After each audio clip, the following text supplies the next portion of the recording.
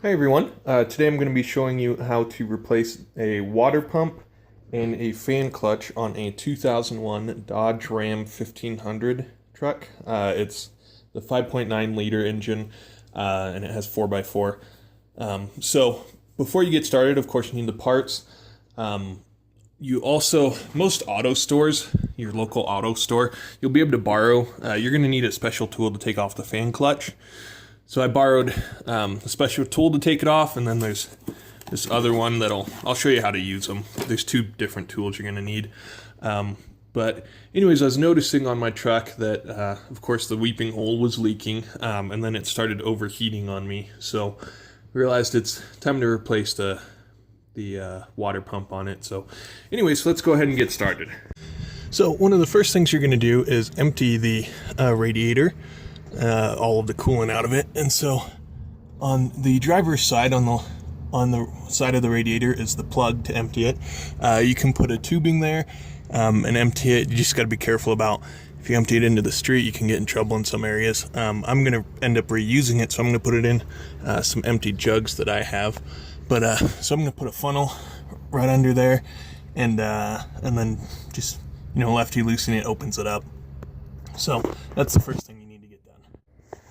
So next you need to get the overflow tank off of the side of the fan shroud. So you just pop the line off. You probably should have a clip there. I don't for some reason. And then it just pops right up. So I forgot to mention there's a little nub right here. So you can see it goes in that hole. But anyways, if you take a screwdriver in here and just pry it up, it just pops right up for you. So next up, you need to take the windshield wiper fluid off, or the reservoir off. So there's some electrical connections down there that you need to remove. This one just pops right off, and then this one has a little clip that's on the side here. Let's take those off. And then again on this one, in the center of the bottle, there's these two notches, so you're going to want to take a flathead. Actually, to both sides. You might need two people to do this. And just give it some pressure backwards so that you can pop those notches out and then pull it up. You might need to remove your upper radiator hose. And then at the bottom, there's the line that connects it, obviously, to where it squirts out for you. So you're going to need to pull that off, and it's going to spill fluid everywhere. Just be ready for that. So next up, you're going to get the dry belt or the serpentine belt off. And so looking from the front, right here is the tensioner. It's a 15 millimeter bolt. What you do is you take this wrench and just crank it back this way. You can see it loosens it. So loosen that and then pull the belt off. And then hopefully you have the sticker here. If not, there's the routing for you of what you're going to need to put it back on later so you don't forget. So I actually ended up having to put the serpentine belt back on. I tried for quite a bit using this special tool, putting some nuts in here, but I saw online a much easier way. So I used, it's a 36-inch millimeter ratchet here, and you put it on the fan clutch right there. And what you end up doing is you actually just take a hammer to it and just tap it over. Actually, you gotta kind of give it a good whack a couple of times. Did it probably 5 or 6 times, and it finally loosened the fan clutch there. So see how it's spinning freely now. So I'm gonna end up replacing the fan clutch, so you might not want to do that if you're gonna keep your fan clutch, but since I'm replacing mine and the water pump, I'm not too worried about it. So anyways, you need to take this off, the fan and the fan clutch next, and then obviously take the belt back off again if you're gonna do it like that. So with the fan clutch off, the belt off, the radiator or the coolant emptied, next up we're going to take the fan shroud off. There's two 10 millimeter bolts on both sides that you need to take off to get the fan shroud off. Let's see, it's right there and then right there as well, if you can see it. There we go. So with the fan shroud gone, next you're going to want to disconnect the hoses. I disconnected the lower radiator hose from here. You just need some pliers, and then the top heater core hose from here. Again, some pliers. Next you're going to go around and undo all, I believe there's 8. 1, 2, 3, 4. I'm gonna have to undo that one. 5, 6, 7, 8 down here. They're all 14s, other than I believe one of them is a 15. But anyways, you're gonna need to disconnect all those, and then you have this hose here connected, so you need to undo that once you disconnect it and start pulling the whole water pump off. So this top bolt here is actually a star. So you can use the 14 or you can use the star. It's a T50, it's a huge old star one. I had some coolant leaking out, as you can see it dripping there from this hole, which was, the bolt was rusted pretty good. And from this hole, and I'm fairly certain it was leaking from somewhere around here. So see when I pull it out, I don't know why. I don't know if that's normal or not, but anyways, with those, all the bolts pulled out, I saw a good tip is to put them onto the new one so that you know exactly where they go so you don't mix them up. Next I'm going to need to loosen this with a flathead, and then this whole, the whole water pump, see, just pops right off. So I need to take this off next, just right there. So next you need to take a flat edge and you need to go along and scrape all of this old gasket off.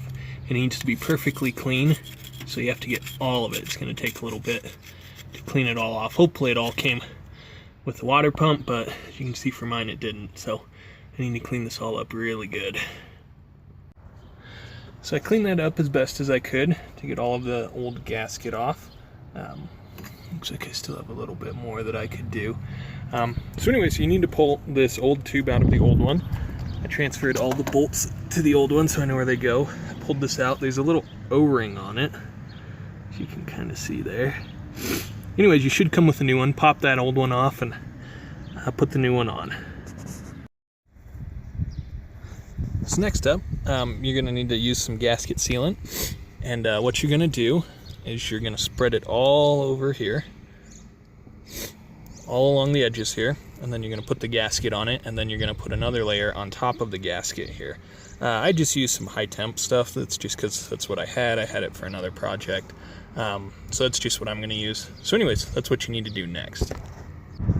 So after getting all of that gasket sealant on there, you're going to put the gasket on. Remember, do the sealant on both sides of the gasket. Put it on, make sure that you get this on properly, the bypass hose. And then you're going to put all of the bolts back in, and they're all going to get torqued to 30 foot-pounds.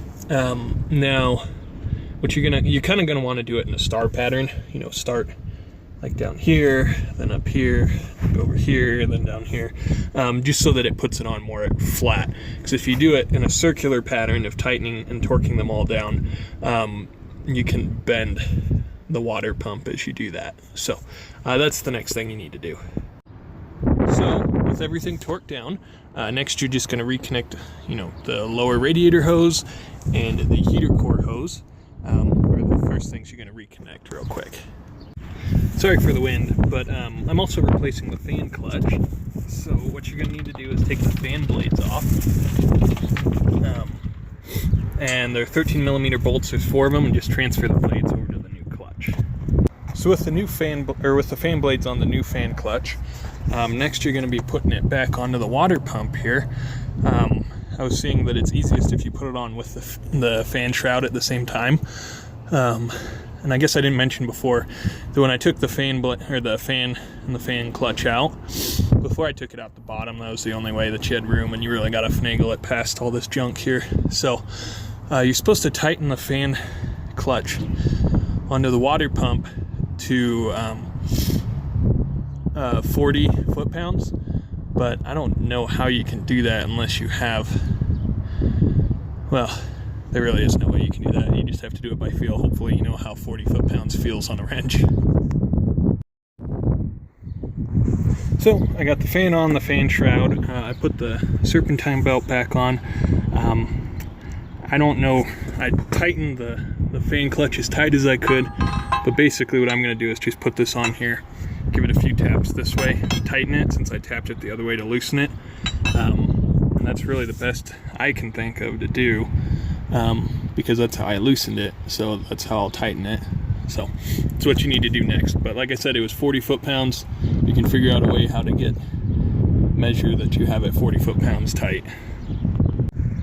So the very last things you need to do are install the overflow tank here, and then the windshield wiper fluid over here.